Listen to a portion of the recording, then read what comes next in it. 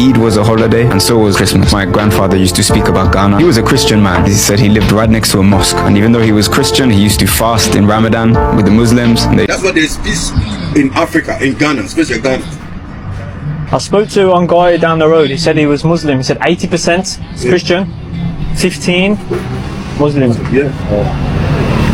You see, you can see a box here, you can see a Christian, and we will never fight. Thank you. Ghana has been a model of religious harmony, where Christians and Muslims sit together, consult and interact peacefully. Assalamu alaikum wa rahmatullahi ta'ala wa barakatuh.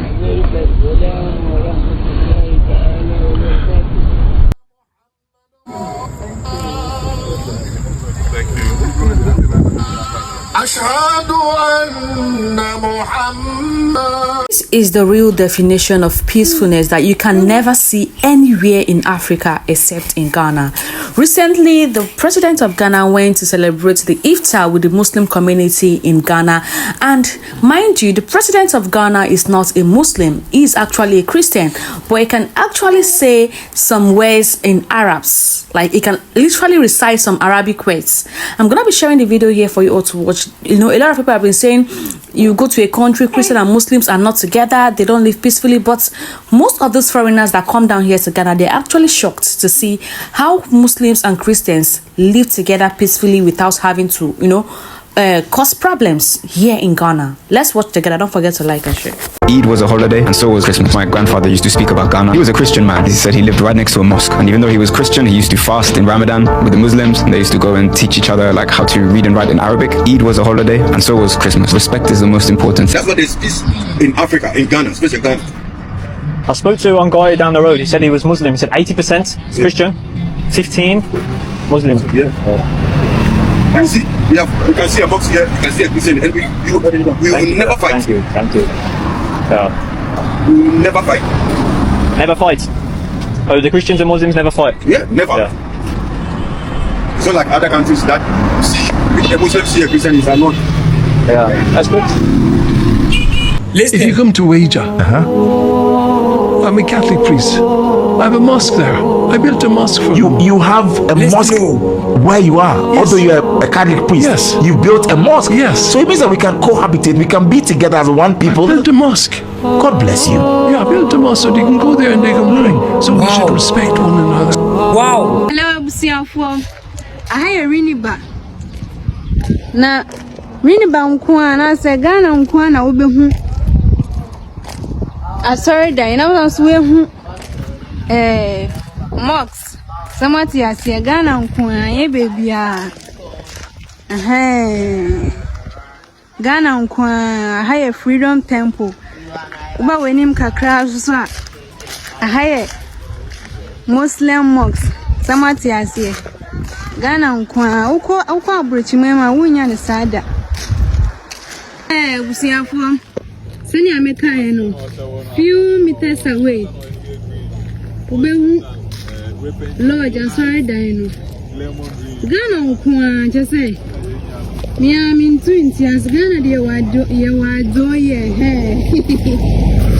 few meters away. Seven Freemason for Lord no no. Ghana has been a model of religious harmony, where Christians and Muslims sit together, consult and interact peacefully. We must safeguard this rare blessing of coexistence that many other nations lack. As a shining example, this harmony is not accidental.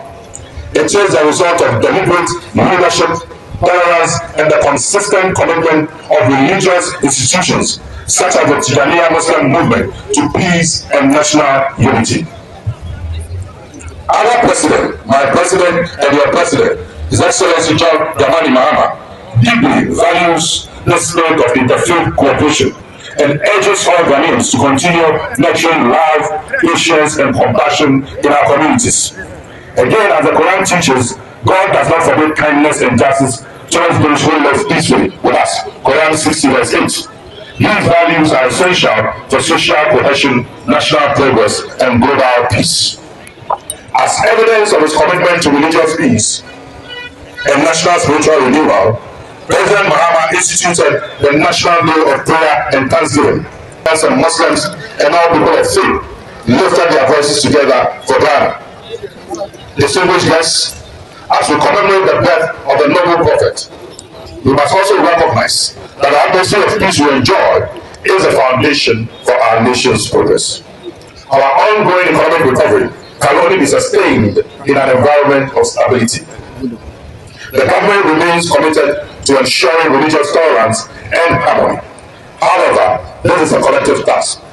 Just as the National Chief Imam has highlighted during my recent visit to him, God created our diverse races and tribes not for conflict, but for mutual recognition and cooperation. In the spirit of deepening this bond, I am pleased to announce that plans are underway for a major interfaith conference next year. This will bring together local and international Muslim and Christian clerics to ensure that the dialogue of peace continues to flourish in Ghana. On behalf of His Excellency the President of the Republic of Ghana, I congratulate the entire Muslim community, particularly the Tijaniya Muslim movement of Ghana, on this significant celebration and pray that Allah grants our nation continued peace, wisdom, and prosperity. Assalamu alaikum wa rahmatullahi ta'ala wa barakatuh. Let me thank you, my brother Sheikh Amin Lamte, for the kind introduction. Let me acknowledge Her Excellency, the Vice President of the Republic of Ghana, Jane Nana Opoku-Agyeman. Let me recognize the presence of my father, His Eminence, the National Chief Imam, Sheikh Nuhu Sharubutu. Let me recognize the presence of His Eminence, Sheikh Umar Ibrahim of the Al-Sunnah Wal Jama'ah movement. I recognize the presence of Sheikh Bansi, who's the Deputy Imam of the Shia congregation. I recognize my elder brother Maulvi Mohammed bin Sali, who is the Amir of the Ahmadiyya Muslim mission. I recognize members of the diplomatic corps who are here with us, our Council of Zongo chiefs, our imams, ulama, leaders of the Christian faith who have joined us today, my brothers and sisters. Once again I say Assalamu alaikum. In the name of Allah, the most gracious, the most merciful, I wish to welcome you to this year's presidential Iftar. We know that this is the holy month of Ramadan, where we fast and purify our souls to Allah to grant us mercy and continue to guide us in the way that He wants us to do. And so Ramadan calls us to spiritual renewal, discipline, humility, and to get closer to Allah. Ramadan is a time of reflection, patience, and sacrifice. It's a time of bringing out the best in all of us. It teaches us empathy for those who are struggling and reminds us of our duty to care for the vulnerable in society. The Quran beautifully reminds us. It says, indeed with hardship comes ease. And this is Quran 94 verse 5 to 6. You go through hardship for ease to follow. This message resonates deeply with us as a nation, because even in times of challenge we have remained hopeful, resilient, and united, because we know that better times will come. Ghana's Muslim community has made enormous contributions to the development of our country. From scholarships and trade to public service and community leadership, Ghanaian Muslims have been central to Ghana's story of progress. I wish particularly to acknowledge the leadership of the National Chief Imam and the Islamic clergy, whose wisdom and guidance continue to strengthen peace and unity in our nation. And again, I go to the Quran, 49 verse 13. And it reminds us that the diversity among people is part of Allah's divine plan. And it says, O mankind, indeed we created you from a male and a female, and made you people and tribes, that you may know one another. He made us of different tribes, male and female, different orientations, not that we should fight against each other, but that we shall know one another. Ghana remains a shining example of this principle, a nation where Christians, Muslims, and people of all faith live together in mutual respect and harmony. Indeed, Christians and Muslims are the most closely related in terms of religion, because if you take the Holy Bible, it is the teaching of God, and the New Testament is the life of Jesus Christ. The same thing with the Quran. The Holy Quran is the word of God, And the hadith is the life of the Prophet. And we are enjoined to follow the life of the Prophet. And if you follow the life of the Prophet, it teaches you how you should behave as a Muslim. If you follow the New Testament and the life of Jesus Christ, it teaches you how to behave as a Christian. And in all their lives, it was about love and compassion and forgiveness. And so if you say you're a true Muslim or you're a true Christian and you are hard of heart, you're unforgiving, you're wicked, you kill your fellow man, you can't call yourself a true Muslim or a true Christian. National renewal. As we observe Ramadan, we're also reminded of the importance of renewal and moral responsibility in our national life. The discipline of fasting teaches us restraint, honesty, and accountability, values that must guide leadership and public service. And let me go to the Quran again.